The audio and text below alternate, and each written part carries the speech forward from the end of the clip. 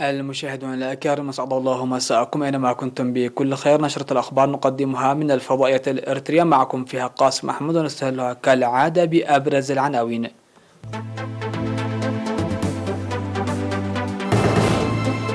إصابة 7 مواطنون بفيروس كورونا اليوم.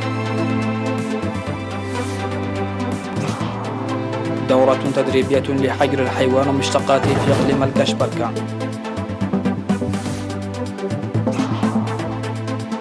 تدريب الشباب في عدوخالة.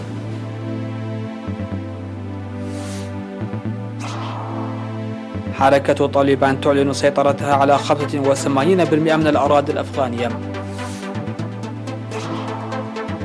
عدد الوفيات في العالم بسبب الجوع يفوق وفيات كورونا.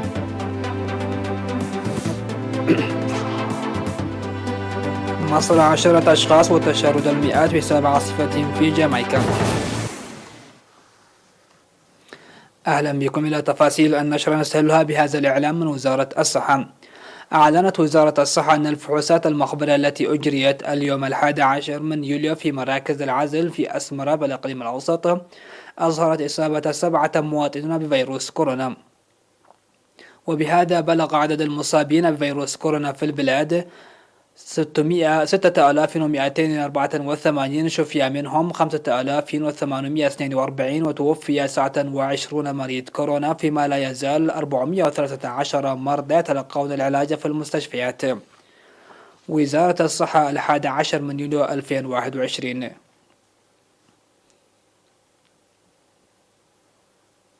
خرجت كلية الإدارة والعلوم الاجتماعية في مدينة عد قيح في الدفعة 14 من التخرج 792 طالب يوم أمس 10 من يوليو، منهم 295 بالبكالوريوس و497 بالدبلوم. وتخرج الطلاب في مجالات المحاسبة وإدارة الأعمال والاقتصاد والمالية وإدارة السكان والأدب الإنجليزي واللغات الإريترية والأدب والجغرافيا والتاريخ والصحافة والإعلام والقانون والعلوم السياسية والعلاقات الدولية وعلم الإنسان والآثار والفنون وعلم الاجتماع والعمل الاجتماعي والأعمال البنكية وإدارة السياحة والفندقة. وقال عميد الكلية الدكتور ستيفانوس هيلماريام في مراسم التخرج إن هدف الكلية هو ترسيخ ونشر المعرفة الإدارية والاقتصادية والأدبية بالتعليم والأبحاث، وتسهم بتخريج قوة بشرية بقدرات علمية مميزة في الدفع ببرامج التنمية.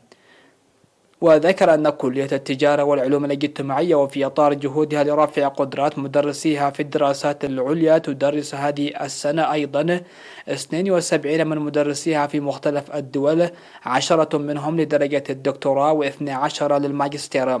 وسيذهب هذا الخريف أيضا طلاب لدراسة 8 منهم للدكتوراه و9 للماجستير. وخرجت كلية التجارة والعلوم الاجتماعية التي تأسست عام 2004 بانضمام كليتي الآداب والعلوم الاجتماعية والتجارة والاقتصاد في حلحلة، خرجت أكثر من 10,000 طالب بالبكالوريوس والدبلوم من عام 2008 وحتى 2020.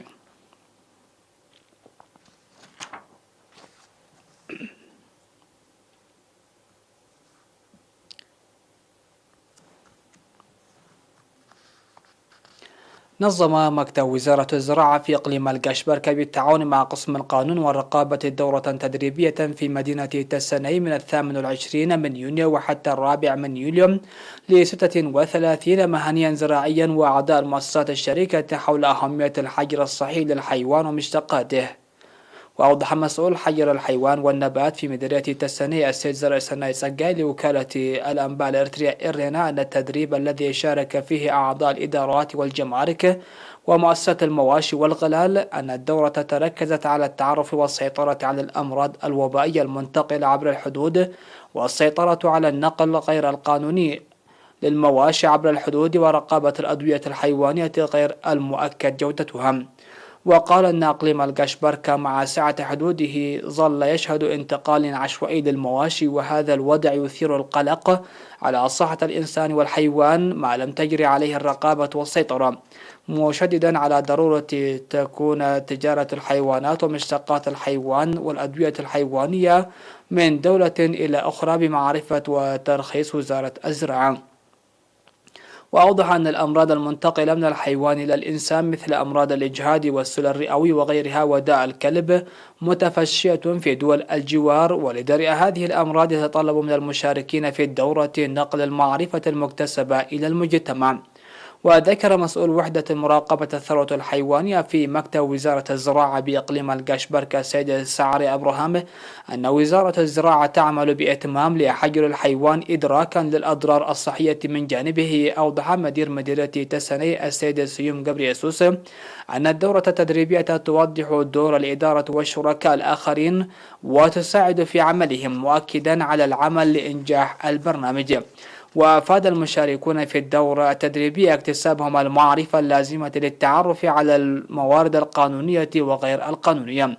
وكانت دورة تدريبية مماثلة قد نظمت في تسني في شهر يونيو حول حجر النبات.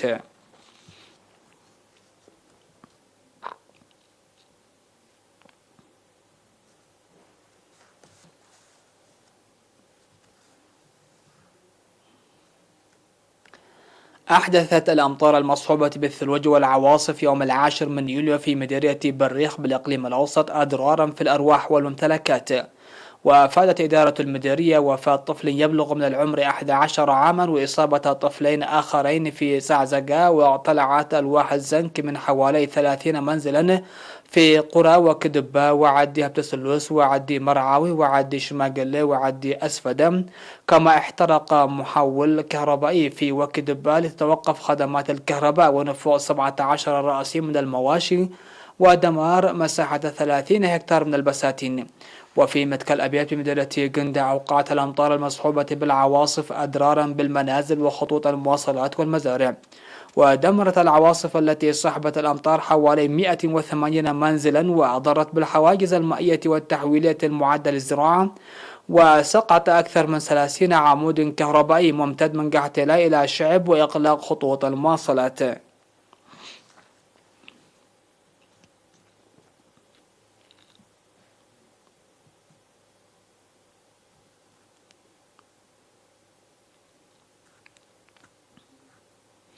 تلقى 105 شابا في مديرية عدو خالد دورة تدريبية لتربية الدواجن والنحل وتصفيف الشعر والإسعافات الأولية، وذلك في إطار رفع قدرات الشباب.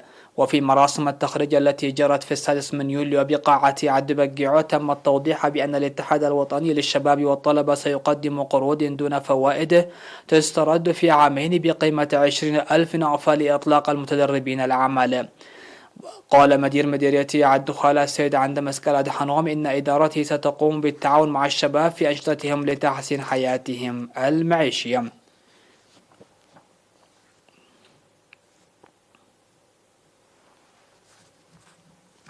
مشاهدينا فاصل قصير ومن ثم نوافيكم بالأنباء على الصعيد العالمي، فتفضلوا بالبقاء معنا.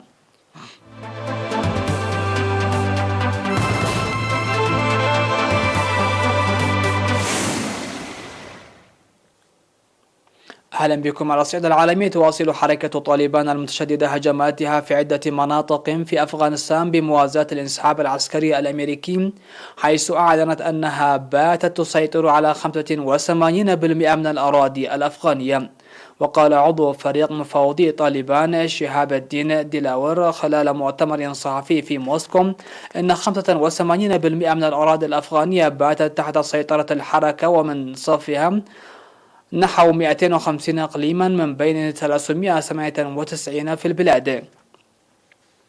وفي السياق الميداني ذاته استنجدت القوات الأفغانية بفصيل مسلح خاص لمساعدتها في قتالها مع متمردي حركة طالبان لاستعادة السيطرة على أجزاء من غرب البلاد منها معبر حدودي مع إيران، وفق ما قال مسؤولون محليون. من جانبها قالت روسيا أن حركة طالبان تسيطر على الجزء الأكبر من الحدود الأفغانية مع طاجكستان، داعية إلى ضبط النفس بين المعسكرين في أفغانستان.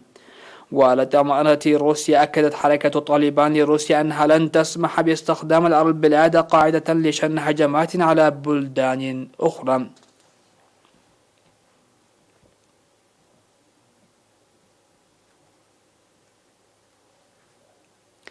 أعلنت منظمة أوكسفام الدولية أن حوالي 11 شخصا يموتون كل دقيقة بسبب الجوع وسوء التغذية، وهو عدد يتجاوز العدد الحالي للوفيات بسبب جائحة كورونا. وفي تقرير صادم جديد أصدرته المنظمة قالت أوكسفام إن حوالي 11 شخصا يموتون كل دقيقة بسبب الجوع وسوء التغذية على الأرجح، وهو عدد يتجاوز العدد الحالي للوفيات بسبب كورونا، وهو ما يقرب من 7 أشخاص في الدقيقة الواحدة. وبحسب ما ورد في التقارير لا يزال النزاع هو السبب الرئيسي للجوع منذ تفشي جائحة كورونا، وهو ما دفع أكثر من نصف مليون شخص إلى ظروف شبيهة بالمجاعة بزيادة أكثر من 6 أضعاف منذ عام 2020. كما يصف التقارير الأثر الهائل للصدمات الاقتصادية التي تفاقمت بشكل خاص جراء جائحة كورونا وأزمة المناخ، وهو ما دفع عشرات الملايين من الناس إلى الوقوع في براثن الجوع. وقد أدت البطالة الجماعية والاضطرابات الشديدة في إنتاج الأغذية إلى ارتفاع أسعار المواد الغذائية العالمية بنسبة 40%، وهو أعلى ارتفاع لها منذ أكثر من عقد من الزمان.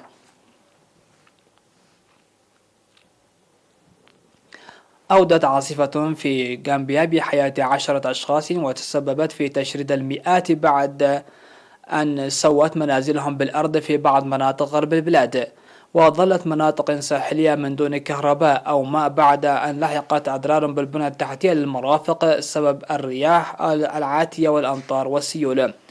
وأظهرت بيانات حكومية أن 10 على الأقل لقوا حتفهم في العاصفة التي وصلت اليابسة في منتصف الليل، بينما فقد نحو 1500 منازلهم.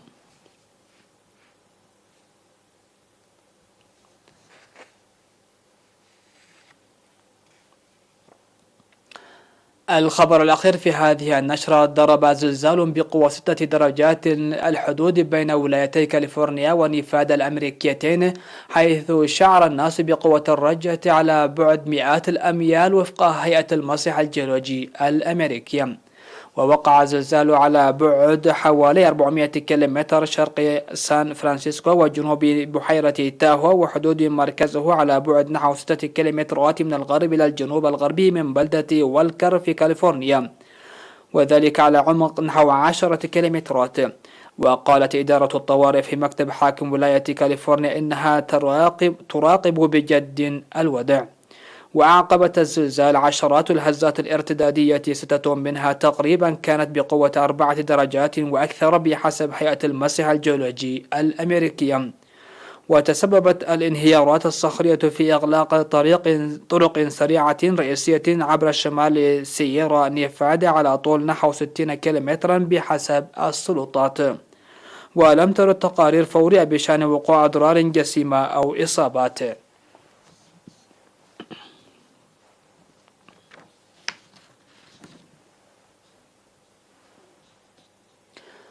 مشاهدينا، ختاما لنشرة هذا المساء تذكير بأهم ما جاء فيها.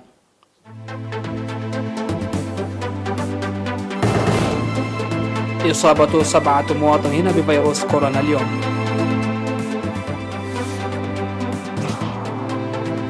دورة تدريبية لحجر الحيوان ومشتقاته في إقليم القشبركة. تدريب الشباب في عدو خالم.